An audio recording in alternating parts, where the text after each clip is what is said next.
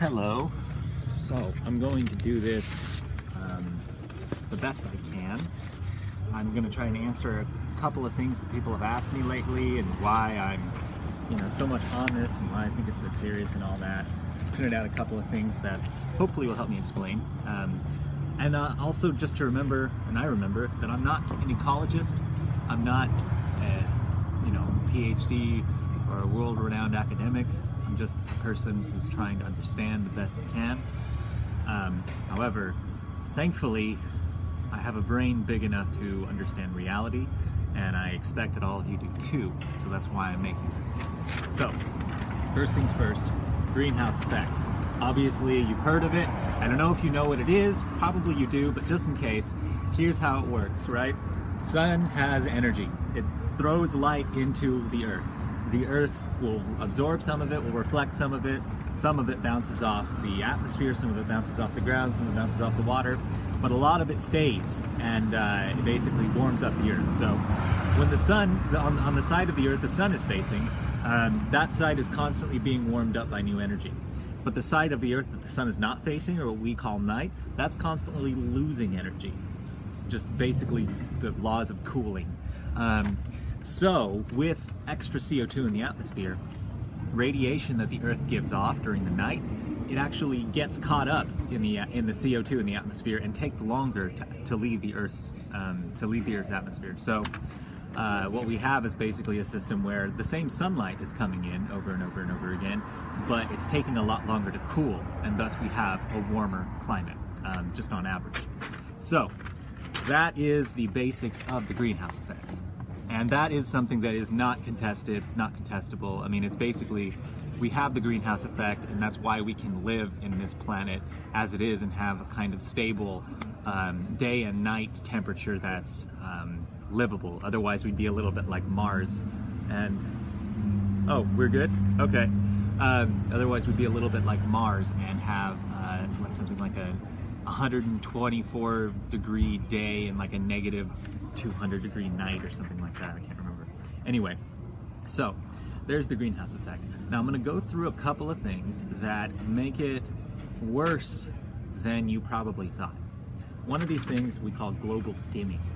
So global dimming is something that we're still kind of, or at least the world is still figuring out how bad this actually is. But basically, the logic is that in the air right now we have pollutants, a lot of them basically sulfur, that come from the use of fossil fuels.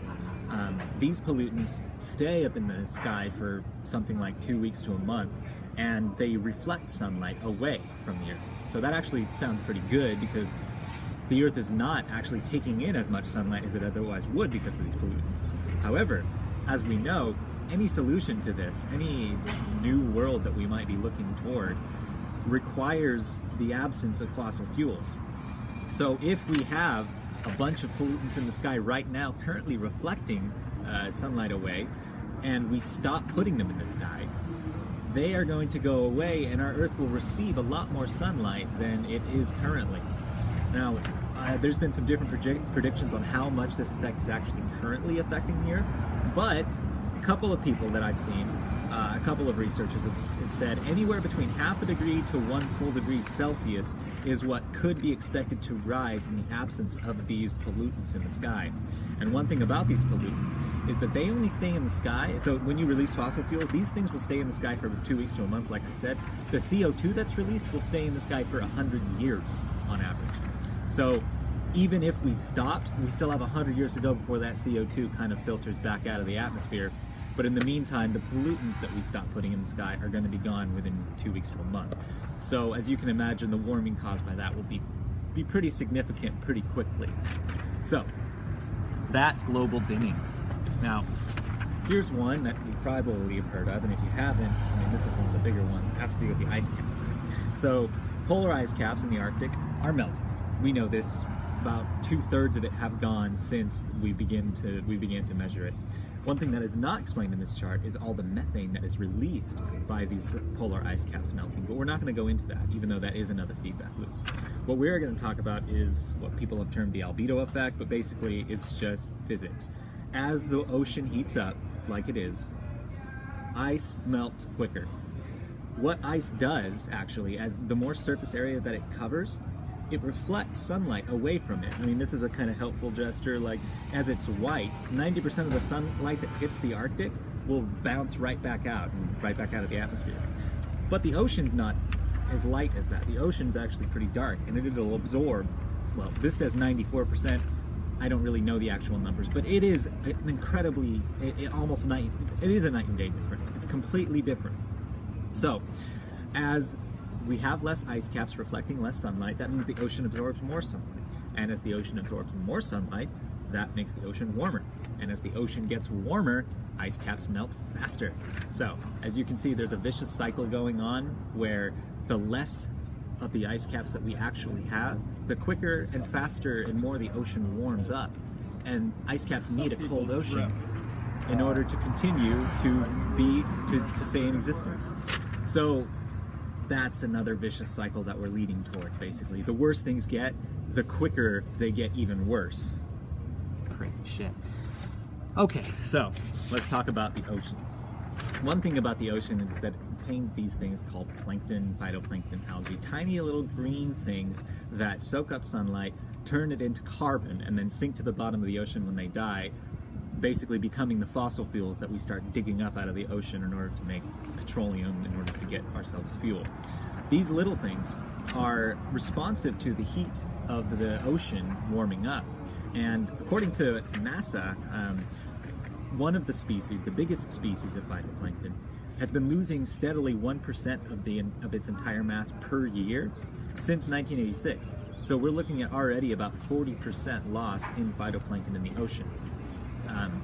So while that's crazy, also what needs to be known is that these things produce more than half the world's oxygen. So everything in the ocean, all the little green things turning CO2 into oxygen through the use of sunlight, basically photosynthesis, they are steadily losing in mass because of warming oceans. And that's basically what NASA has been putting out, that it's hard to say that these things are, it's not physics where you can make a test and run experiments in the lab and it's the same thing over and over again. The world is the laboratory, and there is no isolation of variables in the same way that there is in an experiment with like a laser or something like that.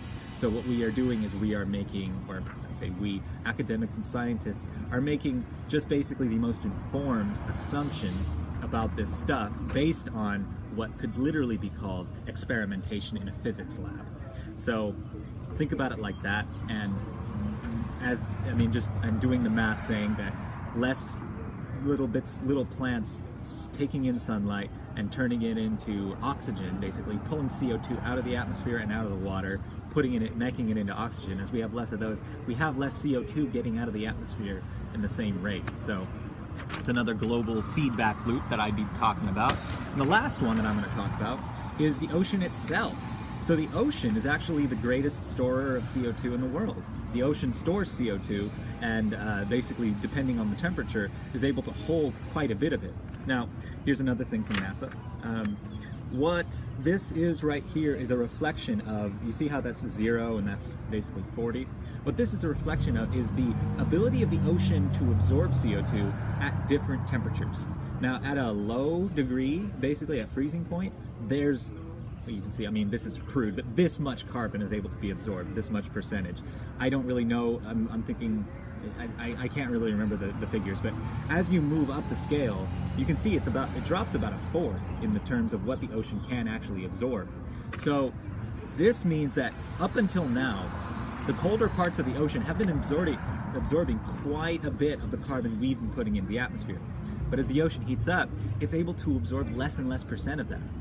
So whether that means that either the ocean will just stop absorbing the carbon that we're putting into the atmosphere, like basically just stop doing it so that way more carbon stays in the atmosphere for longer as the ocean is already hot as it is now, or if the ocean will start to lose carbon, which is honestly very possible, that this carbon that was in the ocean will come back into the atmosphere, so creating another kind of, almost like the Arctic methane shooting up into the sky, the ocean CO2 shooting up into the sky, because it's just able to hold less carbon.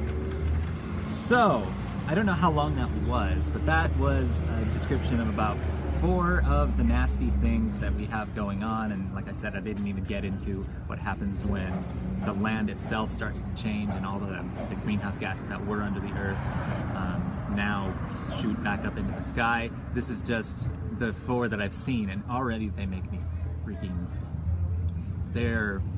It's hard to see this and think that you live on a planet that is just so damn delicate and it's not actually resilient as it could be or as we need it to be to some of the ecological devastation that it's going through right now.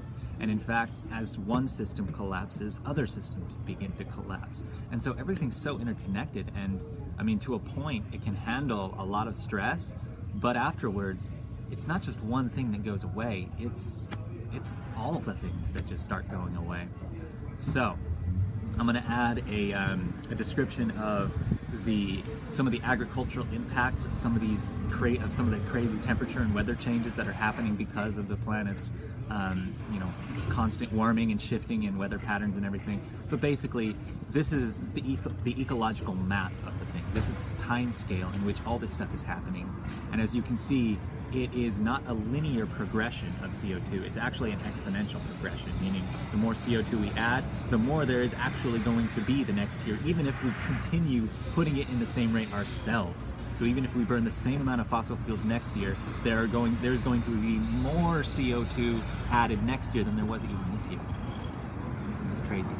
So that's why I'm quite concerned, and that's why I make these videos and feel this way, because there's a reason to be not concerned, but to basically live as if there's really no point in investing in something that will pay off in 30 or 40 years if this is not basically #1 priority taken care of, and you're sure that there will still be a world to live in at that point.